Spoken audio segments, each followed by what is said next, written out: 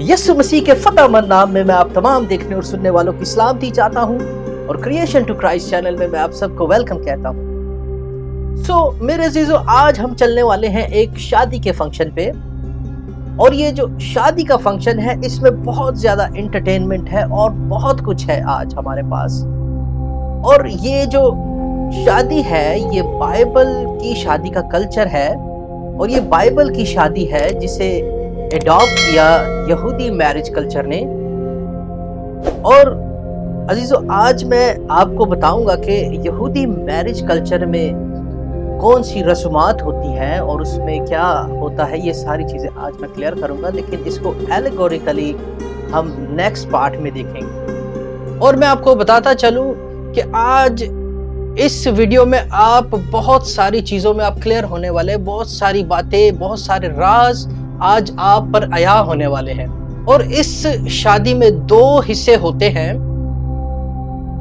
एक हिस्सा जिसको कैदो शिन कहा जाता है और दूसरा हिस्सा हुबा, या इसके दो और नाम भी है, नेसोइम और शेदोखिम, जिसका मतलब होता है कि दुल्हन को अपनी कवरिंग में ले आना। और इसका जो पहला हिस्सा है कैदोशिन, इसका मतलब होता है एंगेजमेंट की रस्म, मंगनी की रस्म। लेकिन इस मंगनी में निकाह की रस्म को कंप्लीट कर दिया जाता है। निकाह की रस्म इसमें कंप्लीट हो जाती है, इसलिए मुकद्दस यूसुफ और मुकद्दसा मरियम जो हैं वो मंगेतर तो थे ही, लेकिन मियाँ बीवी भी थे, क्योंकि बाइबल मुकद्दस में उनके लिए मंगेतर वर्ड भी आया है और मियाँ बीवी वर्ड भी आया है। वो इसलिए आया है क्योंकि कैदोशिन की रस्म में ही निकाह की रस्म कंप्लीट हो जाती है। लेकिन ये हमारे पाकिस्तानी कल्चर से बहुत डिफरेंट है। अब कैदोशिन की जो रस्म है इसमें क्या होता है, इसमें एंगेजमेंट होती है और साथ ही निकाह की जो रस्म है उसे भी कंप्लीट कर दिया जाता है। लेकिन रुखसती इसकी जो होती है वो दूसरे हिस्से में होती है। लेकिन कैदोशिन से पहले भी एक रस्म होती है जो कि यहूदी आज भी मनाते हैं, उसको आज भी सेलिब्रेट करते हैं। उस रस्म को कहते हैं बार मित्सवा और बैत मित्सवा। बार मित्सवा जो लव्स टर्म है ये यूज होती है लड़कों के लिए, और बैत मित्सवा जो लव्स है ये टर्म यूज होती है लड़कियों के लिए। और इसका मतलब होता है कि लड़का लड़की जब 12 या 13 साल के हो जाते हैं यहूदी कल्चर में, तो ये इनके बालिग होने की उम्र होती है। और इसे यहूदी आज भी बड़े जोश व खरोश के साथ सेलिब्रेट करते हैं। और ये रस्म मनाई क्यों जाती है और इस रस्म का मतलब और मकसद क्या है? मेरे अजीजों, मिद्राश में मुकद्दस मूसा को खुदावंद खुदा ने इस रस्म का कहा था कि यहूदी बच्चा या बच्ची, जो इस्राएली बच्चा या बच्ची जब 12 साल के हो जाएं, तो जब 12 साल से पहले वो गुनाह करे या बदी करे या झूठ बोले, वो गुनाह वो उसके माँ बाप के सर पर आएगा, क्योंकि माँ बाप जो हैं वो बच्चे की परवरिश करते हैं। इसलिए अगर माँ बाप ने अपने बच्चे की अच्छी परवरिश की है तो वो बच्चे इस गुनाह या बदी से, या उन्हें पता होगा कि झूठ बोलना गुनाह है, सो वो ये बदी या गुनाह नहीं करेंगे, क्योंकि माँ बाप ने उनको तोरा के मुताबिक ये बताया है, ये सिखाया है, 10 अहकाम भी बताए हैं कि ये सब गलत है, ये सब रॉन्ग है, ये खुदा के नजदीक बदी है, गुनाह है। तो ये वो अपनी औलाद को सिखाते हैं। इस्राएली जो होते थे मूसा की शरीयत के मुताबिक, वो अपने बच्चों को इस बात का सिखाते थे कि ये गुनाह, ये बदी नहीं करनी। उसका सबब ये होता था कि वो गुनाह, वो बदी जो है वो माँ बाप के सर पर आएगी। तो इसलिए 12 साल की उम्र जो होती है उसमें बच्चा बालिग होता है, और उसमें एक और तोरा टेस्ट भी होता है जो कि उनके मौलम या रब्बी वो टेस्ट लेते हैं उनके सिनेगॉग में या ہیکل میں وہ ٹیسٹ لیا جاتا تھا بچوں کا، اور تورا کے مطابق ان سے سوالات پوچھے جاتے اور وہ بچے ان کا جواب دیتے، تو اس کا مطلب ہوتا تھا اگر بچوں نے ٹھیک اس کے جواب دیے تو اٹس مین کہ ماں باپ نے ان کی پرورش بہت اچھی کی ہے۔ تو میرے عزیزو، یہ ٹیسٹ میں آپ کو بتانا چاہتا ہوں کہ یسوع مسیح نے بھی یہ ٹیسٹ دیا، اور یسوع مسیح کی بھی بار متسوا کی رسم منائی گئی۔ اور بائبل مقدس میں ہمیں کہاں پتہ چلتا ہے کہ یسوع مسیح کی جو ہے 12 سال کی عمر میں یہ بار متسوا کی رسم منائی گئی۔ لوکا 2 باب اگر اس کی 41ویں آیت کا مطالعہ کرے تو وہاں پہ ہمیں پتہ چلتا ہے اس بات کا کہ یسوع مسیح جب 12 سال کے ہوئے تو انہیں ہیکل لے کے جایا گیا، اور عید کے دستور کے موافق وہ ہر سال یسوع مسیح کو ہیکل لے کے جاتے تھے۔ یہ بات بھی ہمیں وہاں پتہ چلتی ہے، اور یہ بات بھی پتہ چلتی ہے کہ انہی دنوں میں یسوع 12 سال کے ہوئے، اور انہی دنوں میں یسوع کی سالگرہ بھی منائی جاتی تھی، جو کہ ہر سال یسوع مسیح کو ہیکل لے کے جایا جاتا تھا۔ اور جب یسوع مسیح نے ان باتوں کا آنسرز کیا، یسوع مسیح نے ان سے کویسچنز کیے اور آنسرز دیے، وہ ربی لوگ حیران رہ گئے کہ یہ بچہ کہاں سے آیا ہے، اس میں اتنی حکمت کہاں سے آئی، اتنے زبردست یسوع مسیح نے ان کو آنسرز کویسچنز کیے۔ اس کے بعد جب بار متسوا بیت متسوا کی رسم ہو جاتی ہے تو میں آپ کو بتاتا چلوں کہ جو دلہن ہے، جو لڑکی ہے، اس کو یہ اختیار نہیں ہوتا کہ وہ اپنے لیے دلہا چن سکے، لیکن دلہے کو یا لڑکے کو اس کو یہ رائٹ ہوتا ہے کہ وہ اپنے لیے اپنے محلے میں، ایریا میں، اپنی خاندان میں، اپنی فیملی میں وہ کوئی بھی لڑکی چن سکتا ہے اور اسے وہ پرپوز کر سکتا ہے شادی کے لیے، یا اپنے باپ کو کہہ کے یہ پرپوزل بھجوا سکتا ہے شادی کے لیے۔ اور لڑکیوں کو یہ حق نہیں ہوتا کہ وہ اپنے لیے اپنا دلہا چنے، لیکن لڑکوں کو یہ حق ہوتا ہے کہ وہ اپنے لیے اپنی دلہن چنے۔ اب جب دلہن چن لی جاتی ہے دلہا کی طرف سے اور بات چیت طے ہو جاتی ہے، تو بتانا یہ چاہتا ہوں کہ لڑکے والوں کی طرف سے اور لڑکی والوں کی طرف سے ایک ربی بلایا جاتا ہے گھر پہ، اور ٹیبل ٹاک ہوتی ہے، اور اس میں جو ہے وہ قید و شن کی رسم سٹارٹ ہوتی ہے۔ اور قید و شن کی رسم میں ہوتا کیا ہے، انگیجمنٹ ہوتی ہے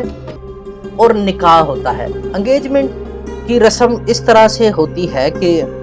ایک کتوبہ لکھا جاتا ہے، یہ ایک پہلا سٹیپ ہے۔ کتوبہ کا مطلب ہوتا ہے کہ معاہدہ لکھنا یا ایگریمنٹ لکھنا۔ تو اس میں کیا ہوتا ہے کہ کتوبہ ایک سکرول ہوتا ہے، ایک پیپر ہوتا ہے جس میں لڑکا اور لڑکی والوں کے شرائط لکھے ہوتے ہیں، اور لڑکے کی طرف سے یہ شرائط ہوتی ہے کہ میں اس لڑکی کو اپنی دلہن تسلیم کرتا ہوں، اور میں اسے اس کے سارے حقوق دوں گا، میں اس سے بہت پیار کروں گا، میں اس کا خیال رکھوں گا، اور اس طرح سے سو اینڈ سو اور بھی بہت ساری باتیں اس ایگریمنٹ میں لکھی ہوتی ہے، اس کتوبہ میں لکھی ہوتی ہے۔ اور لڑکی کی طرف سے بھی سیم اسی طرح کا ایکسیپٹنس، ایک ایگریمنٹ ہوتا ہے کہ میں اس کو اپنا دلہا قبول کرتی ہوں اور میں اس کے ساتھ وفادار رہوں گی۔ اس طرح کی بہت ساری شرائط میں بہت ساری چیزیں لکھی ہوتی ہیں۔ اور کیا ہوتا ہے کہ جب یہ سکرول لکھ دیا جاتا ہے، اس کے بعد کیا ہوتا ہے، اور پھر کیا ہوتا، لڑکے والوں کی طرف سے اور لڑکی والوں کی طرف سے اس پر سائن کیے جاتے، اور 7 طرح کے سائن اس پر ہوتے، لڑکا اور لڑکی والوں کی طرف سے اور 2 گواہوں کی طرف سے اور ربی کی طرف سے۔ یہ 7 سائن ہو کر اس سکرول کو، اس کو گھما کر لپیٹ کر اس میں 7 مہریں لگا دی جاتی، سٹیمپ کر دی جاتی، اور یہ جو سٹیمپ والا پیپر ہوتا، یہ کتوبہ ہوتا، یہ دلہا اپنے ساتھ اپنے باپ کے ساتھ لے جاتا واپس۔ اور اسی میٹنگ میں کیا ہوتا کہ جب کتوبہ لکھ دیا جاتا، ہر چیز ہو جاتی، تو اسی کتوبہ میں ایک مہار کی رقم بھی سیٹ کی جاتی، اور اس مہار کی رسم میں کیا ہوتا ہے کہ لڑکی کی قیمت طے کی جاتی ہے، اور جو لڑکی کے گھر والے ہوتے ہیں، لڑکی کا باپ اور اس کے گھر والے کیا کرتے ہیں، وہ لڑکے والوں سے، لڑکے سے یہ کہتے ہیں کہ ہماری بیٹی نے MA BA کیا ہوا ہے، اس نے تورا بھی حفظ کیا ہوا ہے، یہ خوبصورت بھی ہے، اور بھی اس کی کوالٹیز بتا کر اس لڑکی کا مول لگایا جاتا ہے، اس لڑکی کا پیمنٹ طے کی جاتی ہے کہ ہم آپ سے اتنی رقم جو ہے لیں گے، جو کہ ہمارے پاکستانی کلچر میں ایسا نہیں ہوتا۔ شاید جو پٹھان کلچر ہے شاید اس میں یہ بات ہوتی ہے، لیکن اور پاکستانی کلچر میں ایسا نہیں ہوتا، بلکہ پاکستانی کلچر میں لڑکی والوں کو جہیز دینا پڑتا ہے، یعنی بہت ساری گھر کی ضروریات کی چیزیں لڑکی کے ساتھ دینی پڑتی ہے۔ لیکن اس میرج کلچر میں جو لڑکی والے ہیں وہ لڑکے والوں سے ڈیمانڈ کرتے ہیں کہ ہماری بیٹی کی یہ رقم ہوگی، اور اس کو مہار کہا جاتا ہے۔ اور یہ مہار کی رقم جب طے ہو جاتی ہے، اور کیا ہوتا اگر دلہا اور دلہے کے گھر والوں کو یہ مناسب لگتا، یہ رقم مناسب لگتی، تو پھر دلہے کا باپ کہتا ہے ٹھیک ہے ہم اس کو پے کریں گے اور یہ بیٹی ہماری ہو گئی۔ اور اس کے بعد ایک اور رسم ہوتی ہے جو کہ سلور کپ میں ڈارک رس یعنی انگوروں کی مے پی جاتی ہے، اور دلہا دلہن ایک کپ میں، ایک سلور کپ میں یہ تبادلہ کرتے ہیں۔ پہلے دلہا اس مے کو لیتا ہے اور پیتا ہے، اور اپنی وائف کو بھی دیتا ہے وہی مے، اور وائف بھی اس کی پیتی ہے۔ اور پھر کیا ہوتا ہے کہ وہ کپ جو ہے اس کو خالی کر کے جب پی لیا جاتا ہے تو اس کو نیچے رکھ کے توڑ دیا جاتا ہے۔ دلہا کیا کرتا ہے، اس کو اپنے پیروں سے توڑ دیتا ہے، اور سلور کپ میں انگوروں کی مے پینے کے بعد کتوبہ کا جو سکرول ہوتا ہے، کتوبہ کا جو پیپر ہوتا ہے، اس کو 7 لوگ سائن کرتے ہیں، اور ان 7 لوگوں میں جو لڑکا لڑکی دلہا دلہن ہوتے ہیں، اور دلہن اور دلہا کے گھر والے ماں باپ، اور ایک سائن جو ہوتا ہے وہ ربی کا ہوتا ہے۔ اس طرح سے 7 لوگ اس پیپر کو سائن کرتے ہیں، پھر اس کو رول کر کے اس میں 7 سیل لگا کے، 7 طرح کی سٹیمپ لگا کے اس کتوبہ کو لڑکے کے باپ کو دے دیا جاتا ہے کہ جب دلہا رخصتی لینے کے لیے آئے، اپنے دلہن کو دوبارہ لینے کے لیے آئے، تو وہ کتوبہ اس کے ہاتھ میں ہوتا ہے، اور یہ اس بات کا پروف ہوتا ہے کہ میں نے اس لڑکی سے بیاہ کیا ہے، تو رخصتی کے وقت وہ کتوبہ اس لڑکے کے ہاتھ میں ہونا چاہیے۔ اور اس کے بعد کیا ہوتا ہے کہ ایک اور رسم ہوتی ہے جسے متان کہا جاتا ہے، اور اس متان کی رسم میں کیا ہوتا ہے کہ دلہن کو دلہے کی طرف سے اور دلہے کے باپ کی طرف سے گفٹس دیے جاتے ہیں، تحفے دیے جاتے ہیں، جو کہ گولڈ کی صورت میں بھی ہو سکتے ہیں، جو کہ لڑکی کا پہناوا بھی ہو سکتا ہے، کپڑے بھی ہو سکتے ہیں، اور بھی بہت کچھ اس گفٹ میں ہو سکتا ہے، اور وہ گفٹ لڑکی کو تحفے کے طور پہ دیے جاتے ہیں۔ اس رسم کو متان کی رسم کہا جاتا ہے۔ اور اس کے بعد کیا ہوتا ہے، اس کے بعد لڑکا اور لڑکی کو تھوڑی دیر کے لیے الگ سیپریٹ چھوڑا جاتا ہے، تنہا چھوڑا جاتا ہے، تاکہ لڑکا اور لڑکی ایک دوسرے سے بات چیت کر سکیں۔ اور اس بات چیت میں لڑکا اپنی دلہن سے، جو دلہا ہوتا ہے وہ اپنی دلہن سے پرومس کرتا ہے کہ اب میں جاتا ہوں، میں واپس جا رہا ہوں اپنے باپ کے گھر میں، اور میں اپنے اور تمہارے لیے ایک چیمبر تیار کروں گا، یا کمرہ تیار کروں گا، یا اپنے زمین پر ایک گھر بناؤں گا، تو پھر میں واپس آؤں گا اور تمہیں بھی ساتھ لے جاؤں گا، کیونکہ جہاں پر میں ہوں وہاں پر تم بھی رہو گے۔ تو اس طرح کا پرومس کر کے دلہا اپنی دلہن سے الوداع ہوتا ہے، اس کو خدا حافظ کہہ کے اس سے وہ جدا ہوتا ہے۔ اور اس کے بعد کیا ہوتا ہے کہ یہ بڑی خاص رسم ہے جو کہ دلہن کی طرف سے ہوتی ہے۔ دلہن کیا کرتی ہے، جب اس کا دلہا پرومس کر کے اپنی دلہن سے چلا جاتا ہے اپنے باپ کے ساتھ اپنے باپ کے گھر میں، تو دلہن کیا کرتی ہے، کیونکہ یہودیوں کے گھروں میں اس زمانہ میں بھی مکوے بنے ہوتے تھے، یعنی کنویں بنے ہوتے تھے جس میں وہ مکوا یا بیپٹزم لیتے تھے، تو یہ ایک خاص طرح کا بپتسمہ ہوتا تھا جو کہ دلہن لیتی تھی، اور دلہن اس بپتسمہ کے دوران جب وہ بپتسمہ لے رہی ہوتی تھی، اس دوران وہ پرومس کرتی تھی خدا سے اپنے دلہے کی غیر موجودگی میں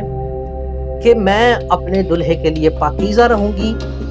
اور میں اپنی ساری زندگی اپنے دلہے کے لیے وقف کر دوں گی، یعنی اپنے دلہے کے لیے گزار دوں گی۔ اور یہ کہہ کر وہ مکوا میں ڈبکی لیتی ہے اور پھر واپس آتی ہے اور یہ کہتی ہے کہ میں اپنے دلہا کے لیے پاکیزہ رہوں گی۔ اور یہ کہہ کر وہ کیا کرتی ہے، وہ اپنا فیس جو ہے وہ ڈھانپ لیتی ہے، یعنی وہ حجاب کر لیتی ہے، وہ پردہ کر لیتی ہے، تاکہ اس بات کا اندازہ رہے، اس بات کو لوگ جانے کہ یہ لڑکی مانگ لی گئی ہے، اس لڑکی کی انگیجمنٹ ہو چکی ہے، تاکہ دوسرا کوئی آ کر اس لڑکی کو پرپوز نہ کر سکے۔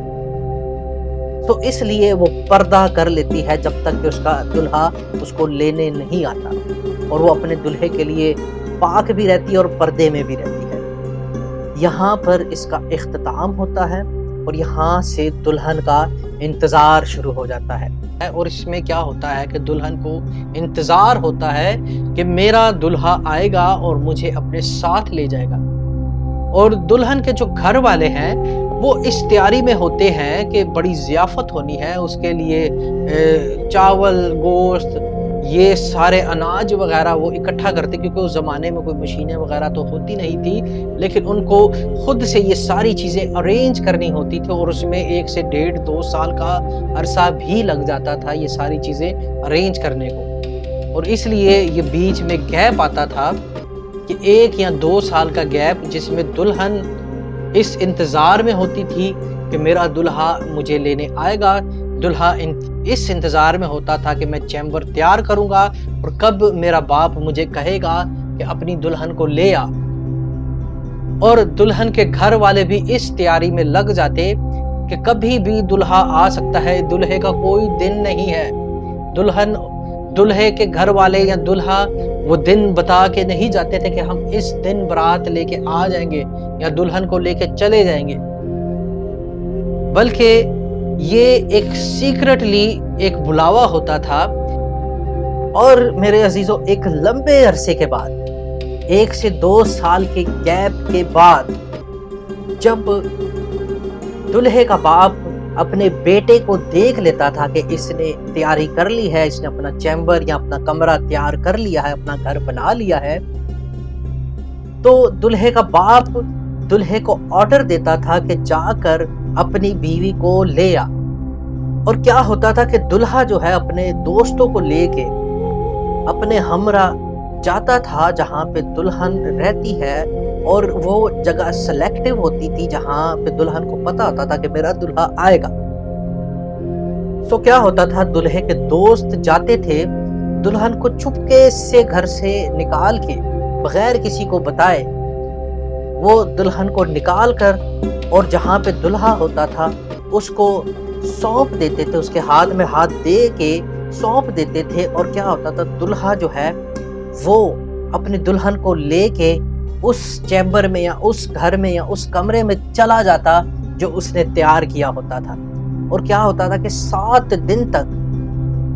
وہ کسی کو اپنا آپ ظاہر نہیں کرتے تھے، دلہا دلہن، کہ ہم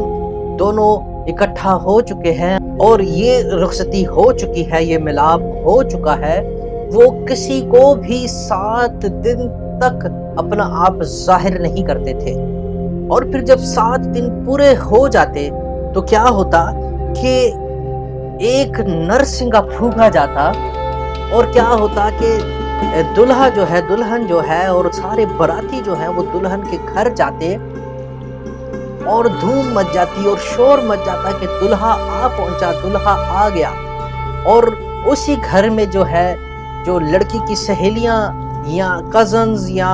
محلے دار لڑکیاں ہوتی تھی، جو کہ 10 کنواریاں ایسی ہوتی تھی جو کہ اس کے ساتھ اس کے گھر میں رہتی تھی، وہ روز آتی تھی، اور کچھ اس میں ہنسی ٹٹولی کرنے والی سہیلیاں بھی تھی، اور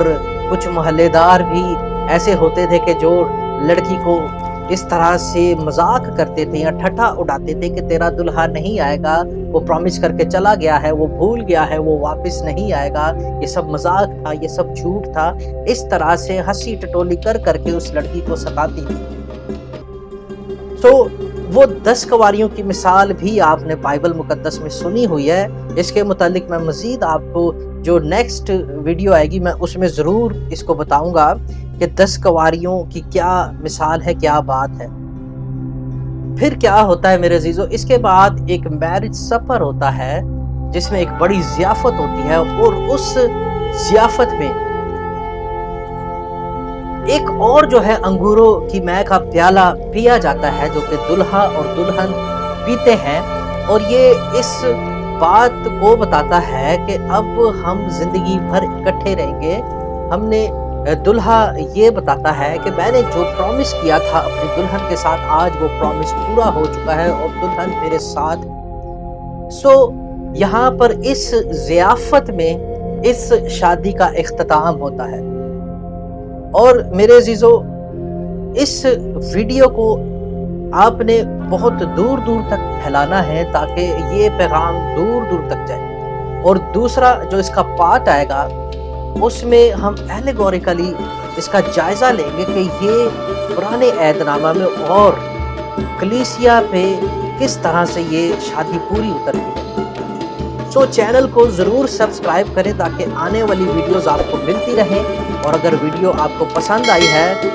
تو یہ نالج آپ تک رہنا نہیں چاہیے، یہ دوسروں تک بھی جانا چاہیے۔ اس کو ضرور شیئر کریں اور لائک بھی کریں اور کمنٹ بھی کریں۔ تو مسیح عام جیتے رہیں، آمین۔